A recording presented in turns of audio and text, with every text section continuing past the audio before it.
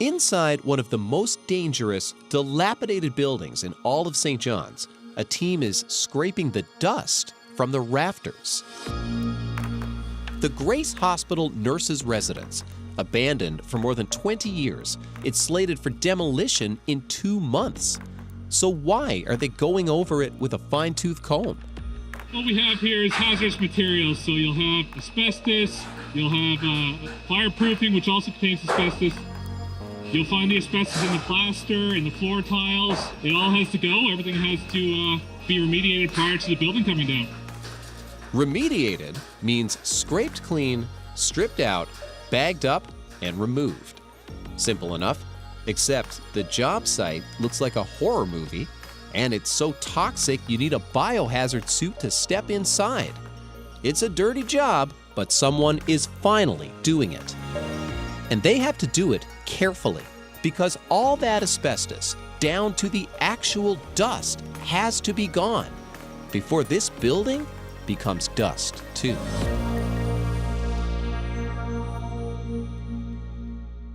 I trained here, graduated in '69, and just have so many memories, so many friendships. The Grace Hospital was built in the 1920s, but the nurses' residence was added in the 1960s, around the time that asbestos use in building construction was at its peak.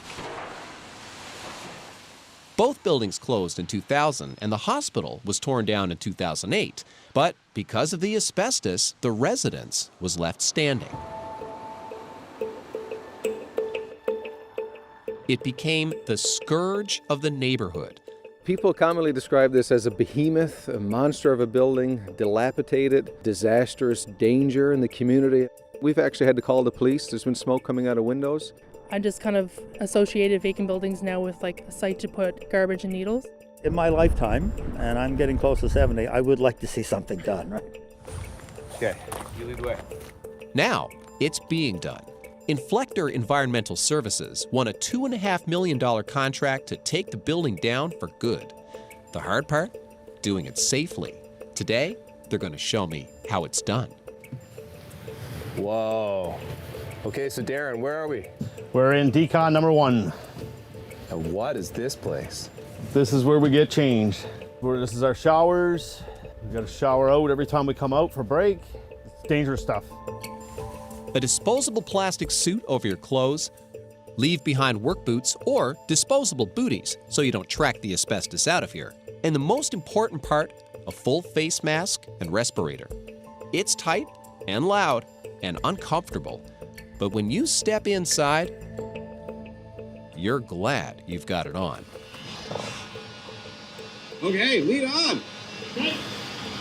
So you want to go where the nuts is first, right?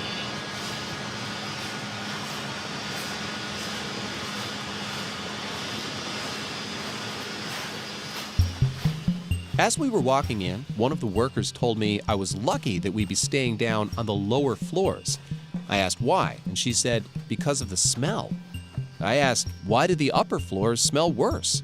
She said, because of the birds.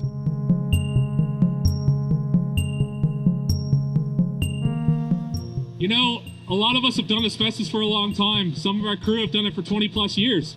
And walking in this building, it's a building like no one's seen. There was a foot of debris on the floor. There were pigeons everywhere. There were no windows sealed up. There's a lot of hazardous materials. The team from Inflector started on the top floors and have been working their way down. These are some of the only rooms left that haven't been touched. Basically, this is the only place that the floors aren't cleaned up yet is in there. Hard to imagine it now, but for generations of nurses, this was home. The upper floors were mostly dorm rooms. Down here, they had a gymnasium. Around the corner was the swimming pool. Today, we might have to swim to it.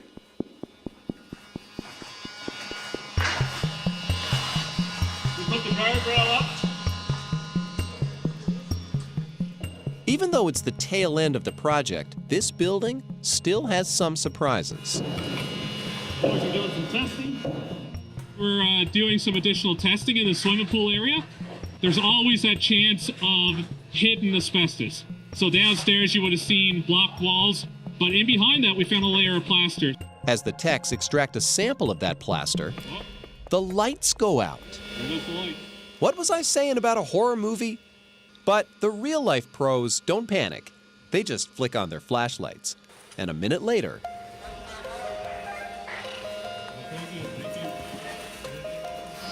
We're going to have to take this wall out. There's 2 walls there. There's a outer wall and the inner wall. Yeah, the inner wall contains the stuff. Back in the day, it was a good building material. Basically, it's hard to burn. So it was used as a good insulation for fire stopping. In this building here, we've got, like I said, 7 floors. It has plaster, it has fireproofing, floor tile, everything. I'd say we're probably upwards to 1,000 tons of asbestos alone coming out of this building. Is that a lot? That is a lot of asbestos.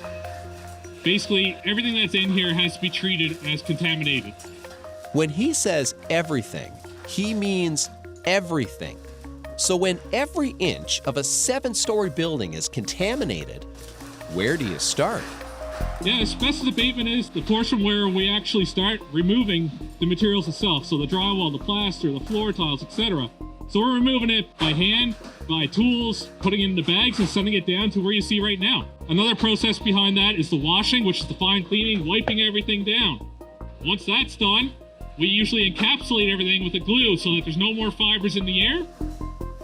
This is what it looks like when they start the abatement. And here's what it looks like when they've finished. So all the remediation has been done. The visual test has been done. The final air test has been done. And this floor is safe to be demolished when we get to it. They're planning to get to it in the new year. After towering over St. John's for more than 60 years, a high-reach excavator will soon be going up next to this building to tear it apart, top to bottom. The long shadow of the Grace will be gone, and all this asbestos will be at the bottom of a deep hole at Robin Hood Bay. As the Inflector crew clears the remaining rooms, they're closing doors no one will ever open again, closing the book on the story of this building, from healthcare beacon to health hazard. It's definitely been an eyesore, as they call it, for a long time. We want to make sure that everything is removed out of here. We take this building down safely so that no one ever has to worry about this place again. Zach Goudie, CBC News, St. John's.